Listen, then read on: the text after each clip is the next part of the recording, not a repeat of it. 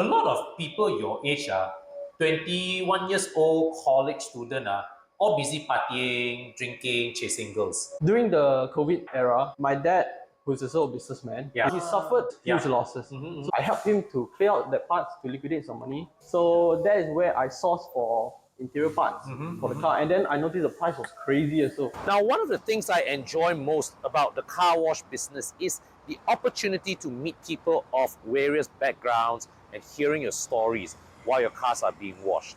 And I've learned so much from all these little conversations, and therefore in this video series, my objective is to share all these remarkable stories with everyone so that we all can learn and benefit together from various lessons that life has to offer. So come join me in the customer lounge. So today I'm speaking with Howard, a 21-year-old college boy who also trades used car parts, specifically specializing in Mercedes-Benz models from the 1990s to the early 2000s.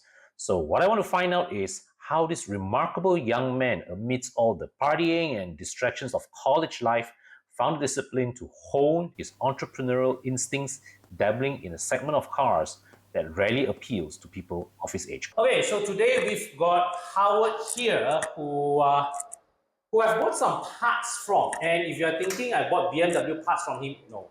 I actually bought some Mercedes parts from this young man, and today I've got him here in the customer lounge of Vigo Auto Spa to share with me his story and also how you got into making money this way. Okay, right. So as you saw earlier in the video, Howard here drives a very beautiful W203 wagon. Yes.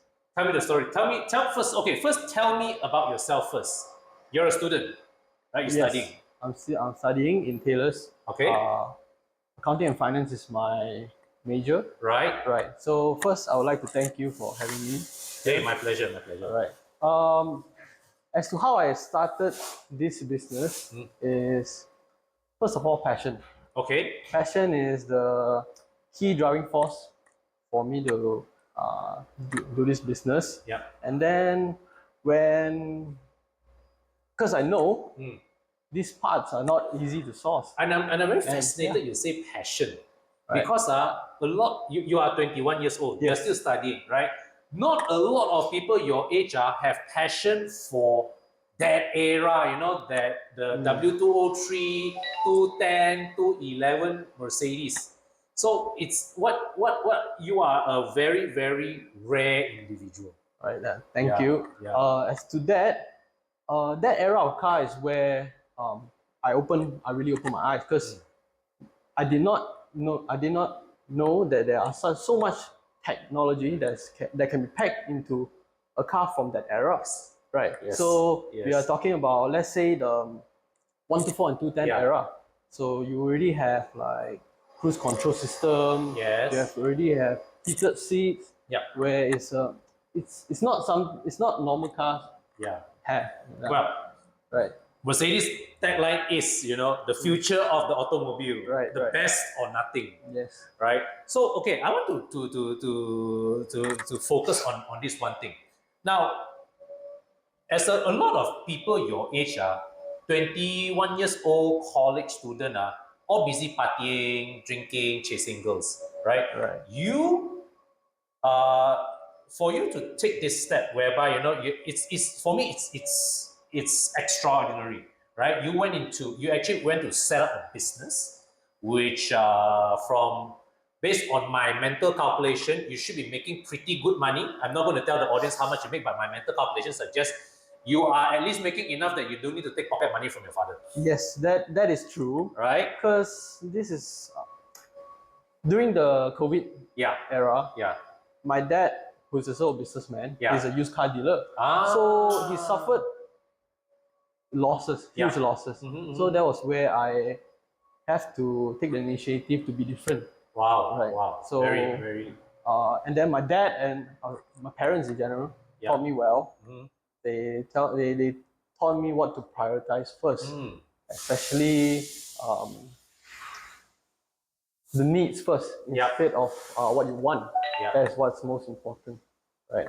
Yeah. So tell me about the first deal you made that got you into this business of buying and selling used Mercedes interior parts. Oh, okay. There's a very funny story. Ah, I started off, did not really start off selling Mercedes parts at first. Because as I said, my dad is a used car dealer. So sometimes when their parts they changed out, it could be from maybe Honda, other brands. So I helped him to clear out that parts to liquidate some money. right. To maybe be my pocket money lah. Oh, great. Yeah. So he gave me the opportunity. Right. Then that's where I found that parts business is a thing. Yeah. For when I was back in 19 years old, like that. Okay. So then back then we owned a 210. And then I noticed that there's a lot of plastic parts in 210 that is always breaking. Yeah. Uncontinuous story. So that is where I sourced for interior parts for the car. And then I noticed the price was crazy also. That is where the idea that came to me to source this kind of interior parts, because I know that other cars in Malaysia, especially Mercedes, a lot of classic collectors, they want something that's perfect. Yes. Yes. Right. So you cannot get that locally. And that's where I try to take one step further to go to overseas and source my parts. Okay. So you import the parts here. Yes, import the parts. Okay. Okay. Can you tell me a bit more about how you got to how do you start or went into sourcing parts from overseas? First, I tried locally first because there are try sourcing locally first. Okay. Okay. That is where I met half cut dealers. Yeah. That they import cars from Japan, UK, and mostly the right-hand drive countries. Yeah. Yeah. Right. So that's where they taught me to maybe search into eBay and maybe go into Facebook groups, join their communities overseas, and meet other dealers that are also dealing in parts. That's where I got connection with the overseas seller to get parts, and then they give me at a price at a premium. Yeah. So I can bring them in and then make some profit of myself. Yes. Yeah. Yeah. Oh, you mean what? They give you a lower price? Yeah. Oh, okay. Yeah, I mean you have to, right? So, but the process of importing these parts into Malaysia right now. So recently, I also ordered some parts from overseas, and I got slapped a very heavy tax bill. I know what parts are they? Here's the best part: they are 3D printed replica parts. Oh. Not even original parts, and it's like accessories. USB charger, USB yeah. port, cup holder, those kind of accessories thing. Not like a critical part. It's like, I think what tax alone, I suddenly paid an extra $200. Yes, that is I would say the give and take of importing parts. Right. You can earn some, but then the profit must obviously be enough to cover the tax and the shipping fee. The shipping is also very expensive. Correct. Right. Correct. So by the time when those parts land here in Malaysia, even though they are used parts, they cost quite a bit. Yes. Right. So the thing is that, right? So for you, do you build up an inventory of parts, or do you only start sourcing for parts when people ask you, "Hey, Howard, I'm looking for this piece." Right. Okay. So this is a very good question. At first, I started off taking orders when I actually got the order, like what you say. When people is looking for something, then I will make sure that they confirm they want it. Then I'll go and source for them. Yeah. But then after a while, I found that this is not very practical. Because what if they want it now? They need it now or not? I would lose to other competitors. So that's where I need to find ways to make up an inventory of parts that mostly includes things that people need and is always in a demand. Yeah. Yes. And you having the experience buying and selling parts for a number of months or years at that time, you would know that, okay, these are parts that quite frequently have demand, and you have more confidence to stock these particular parts up. Right. So what are the parts that usually are in high demand for that niche generation of Mercedes that you use? All right. Very good. I would say mostly plastic interior parts, like I mentioned just now, the 210, the speaker covers, the front there. the aircon vents, the side panels, and one more thing that is really in demand right now is the wood trims.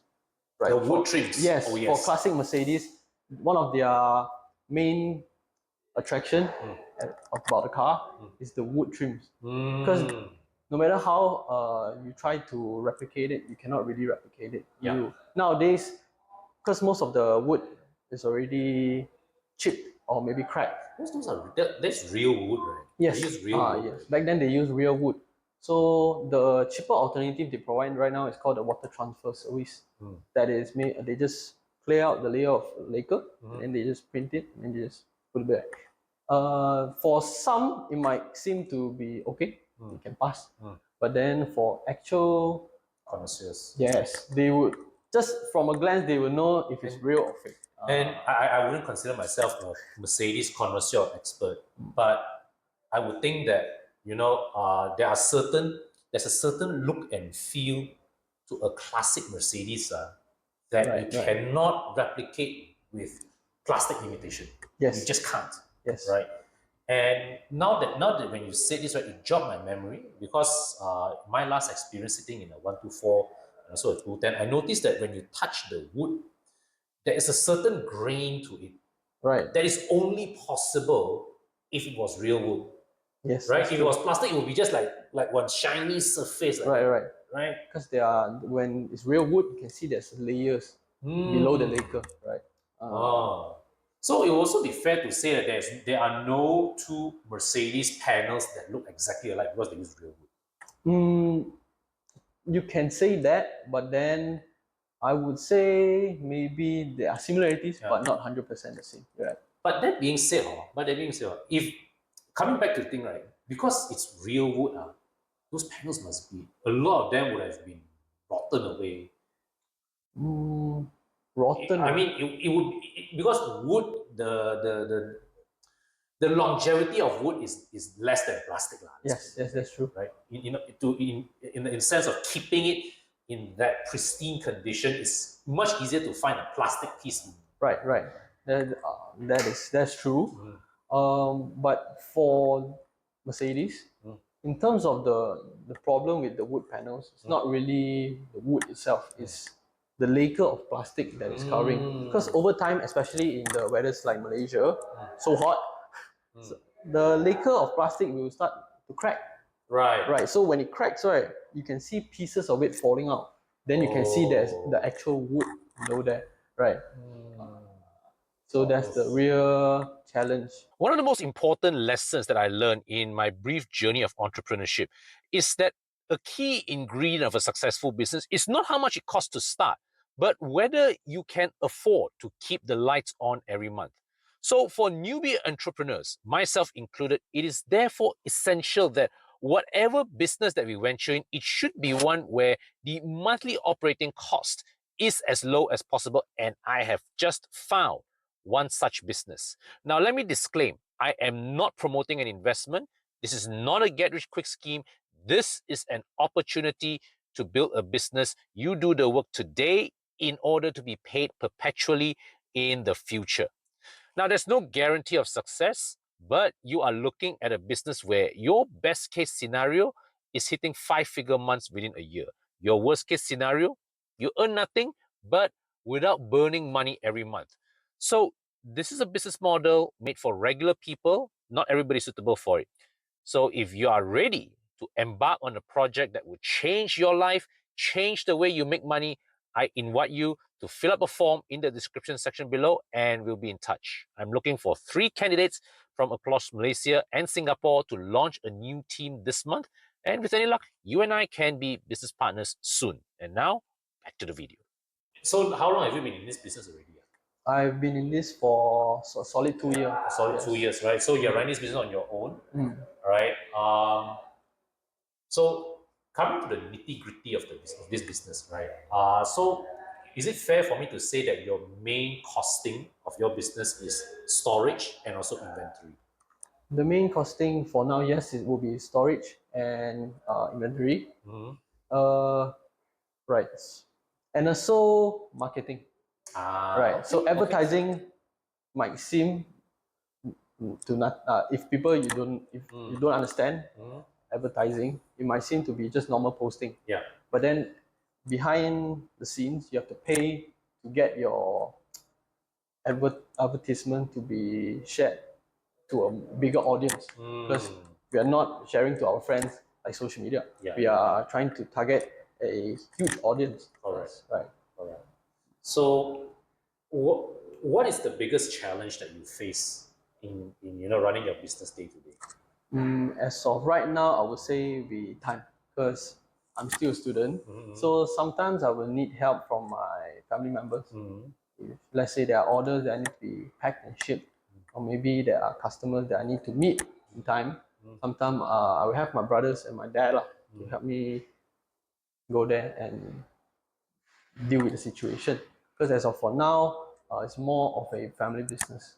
I haven't really recruit a a person that I can trust to run this business with the same passion as I do. Of course. So to you all watching, if you are wishing to start on the parts business, maybe you can come and chat with me. I'll put a link to Howard's contact details in the description section. So if you are, like what you said, looking to dabble in the parts business, or if you are looking for modern classic Mercedes parts, the number is down in the description section. You can get in touch with Howard. Thank you, Con. Hey, my pleasure. So, okay, now come to a bit of car guy question. Yeah. Right. So you drive a 203 wagon, lovely car. What is your favorite Mercedes? My favorite would be the one that you have reviewed on, which is the 140. Oh. Right. So. Oh yeah. The S Class. That is a phenomenal car. Like, which engine would you pick your 140 with? I would say, if I could afford, obviously I'll pick the one with the V12 with the Pagani engine. Oh, but nice. For Malaysia, obviously the 320 will be best. Right. Yeah, the example that I drove was a 320. Yeah. So that was one of the videos that really kickstart my passion, because the details and the documentation that you gave in that video really inspired me a lot. Okay, thanks. Right. We'll discuss the fee later. Okay. So with the 140, right? There was a lot. What the 140 is what a lot of people say. That's the last big Benz. That's the last Benz that was over-engineered. All right, because like you look at the successors, right? The 220, the 221, the 222, they are all almost like just a spaceship on wheels, right? Whereas with the 140, there's still a lot of there's a Mercedes built a very high level of sophistication in the car, but there's still a lot of mechanical, hydraulics, pneumatic stuff in there that does not require a computer to control. That's true. In a way, right? So, what are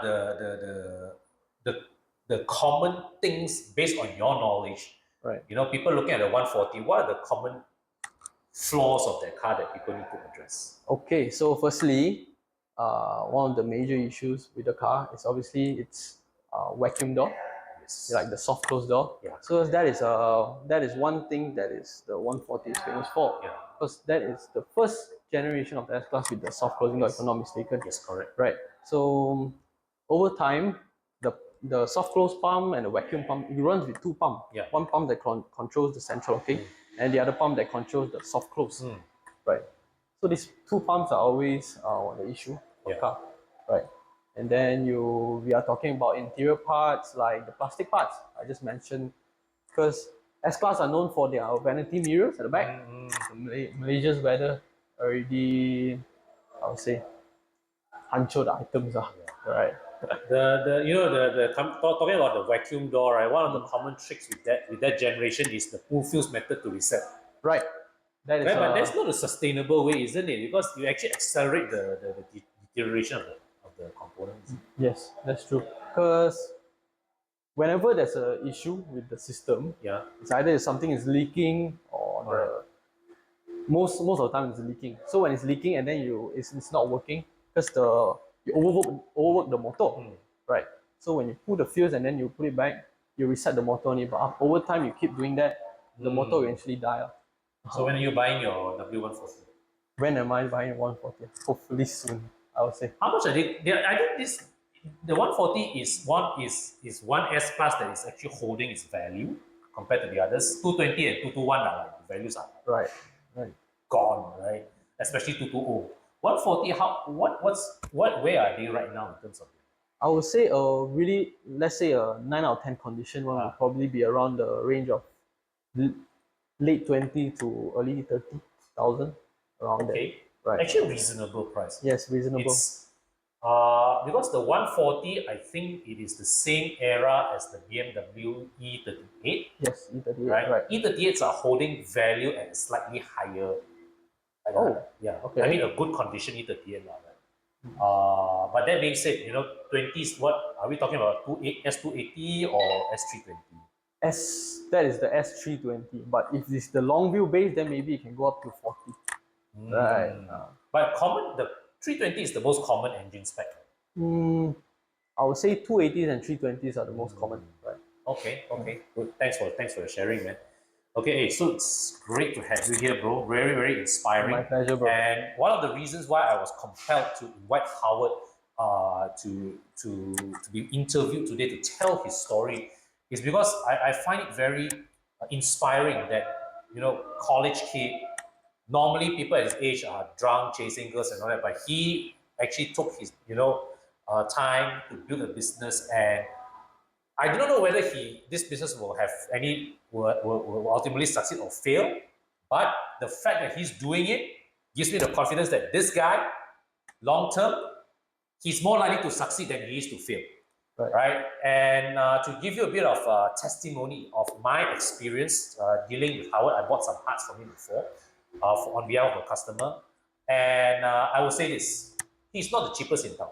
This guy is not the cheapest in town, but the experience of the transaction is a very good one.